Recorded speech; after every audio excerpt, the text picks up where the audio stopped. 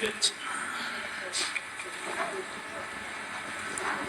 someone decided to choose these 12 photos according to you, to choose the 12 photos out of the downloads of 545,471. Chose these 12 photos to change the metadata thereof. Is that okay? Ingabe kubufakazi bakho yini ukuthi kule ithombe lezi uyabona la kunale number lana ethi ke u5471 ithombe eza download noma ke ezatholakala kumakhala ekhukhwini wakho. Ingabe kubufakazi bakho ke manje ukuthi kulelo nani lelo ke ka 5471 umuntu loyo nanje ngoba uthi ke kunomuntu ke okuyena ke owayesebenzisa ifoni yakho wakhetha lezi eziwu12 kule ithombe eziwu5471. Ngizokuphendula kamhlophe futhi mamakosengane. Izizathu esenza ukuthi ukhethele izithombe. Akukho ngitshela ikhontrina 2014 nangenetshela. Ngiyatshela 2014 nangenetshela. That's why ukhethele izithombe. I will answer that very clearly before the court. The reason why you chose these particular photos, it's because you are claiming or alleging that in 2014 I had a beard. Isithombe sami. So isithombe sami sa 2013 sikhona kuwe asinatshela. Awuyikhombisi ikhona. And in 2014 I had no beard, and there is a photo of 2013 that you have or that you're in possession of, and you are not showing that the photo to the court where I don't have a beard. Isithombe sami semayeni sikhona kuwe awuyikhombisi ikhona. I have a photo where I'm at the mine. You are not showing the court that photo. Ukhetha lezi ngoba wazi ukuthi ufuna ukutshela ikhodi ukhuluma intengalo leqiniso ukuthi 2014 nangenetshela ingakho ukhetha lezi ithombe. Now you are showing the court these photos. You with the narrative to the court that in 2014 I had a beard. That is why you chose these particular photos. So the original question was, is it your version that 12 photos were selected out of a download of 5471 to change the metadata there? Is it your version? Umbuzo uthi ingabe kubufakazi bakho yini ukuthi kuyithombe eziwu5471 kwase kukhethwa lezi eziwu12 izithombe ukuthi kushintshwe futhi imininingwane phecelezi ke lo bathi ngesilungu metadata. Third question, my lord. Very unfair. It is the state who introduced these photos here. What criteria did the state decide upon in the introduction of these photos? That will not be in the mind of this witness here, my lord.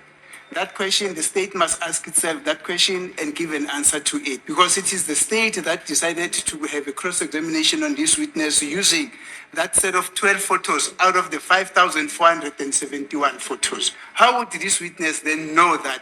Why did the state decide to use these 12 photos? Or somebody else? Who's that somebody else? Because this is it's a criteria that the state decided on their own to cross-examine this witness on the basis of those 12 photos. That is a very unfair question. In other words, that question is allowed. It is allowed, man. Yes. Thank you. Is it your version? Ingabe inkulumo yakho yini le ngitshele njena ke umnisi bethi ke cha umbuzo lona ke uzokwazi kanjani ke wena ngoba umbuso okhethe ukuthi ke usebenzise izithombe lezi inkantolo ithi ke uyavunyelwa ke lo mbuso umshushisi uyabuza ke ngabe inkulumo yakho yini ukuthi kule izithombe lezi eziyi5471 ukhethwe lezi eziwu12 kwase kushintshwa futhi nemininingwane ehambisana nazo izithombe. Firstly, my lord, I was not there when the photos were downloaded.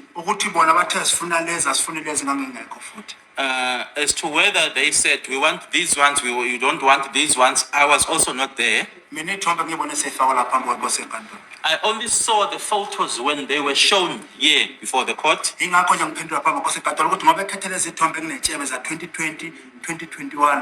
2020, 2019, 2018. Hence, I am saying, my lord, the reason why then these particular photos were chosen where I have a beard, that is now 2018, 2019, 2020. It is because of the narrative by the state that in 2014 I had a beard. manje ingakho bona bekhetheleze phambi kodwa ingakho izithombe lezi nishithi idate akusiyi date yazo. That is why these photos are before the court. That is why you change the dates. These are not the dates of the photos. Mr. Ntanzi, I suppose you are aware that you are at liberty to engage a digital forensic expert to back up your claims.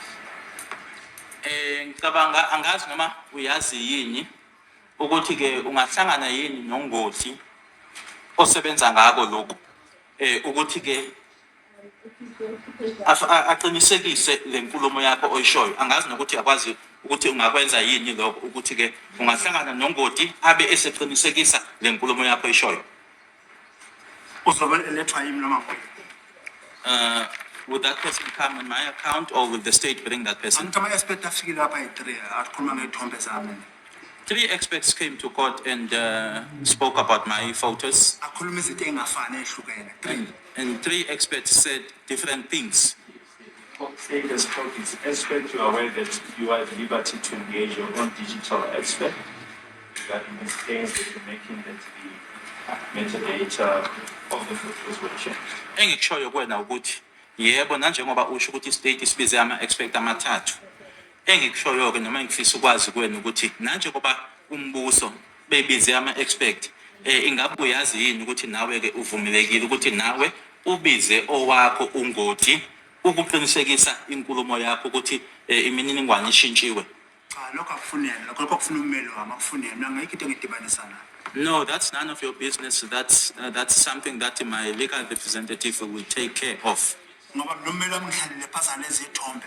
Sathatha isinqumo sokwenza njani egcine lokho kufuna wena akufuni mina akufuni wena lokufuna mina nommeli wami. Because myself and my legal representative sat down and we consulted as to what it is that we are going to do. So that is none of your business. That is something that myself and my legal rep will take care of. We were just mentioning that to you, Baba. Siyakusho nje lokho kuwena Mzansi Ntanzi. Cha, mina ngiyaphila nkosikazi ngihlanganise nix nawo. Into engithatha noma ubaba Msempeli. Hayi nawo. I'm repeating it that I have no business with you. I have everything to do with Mr. Ramusipile and not you.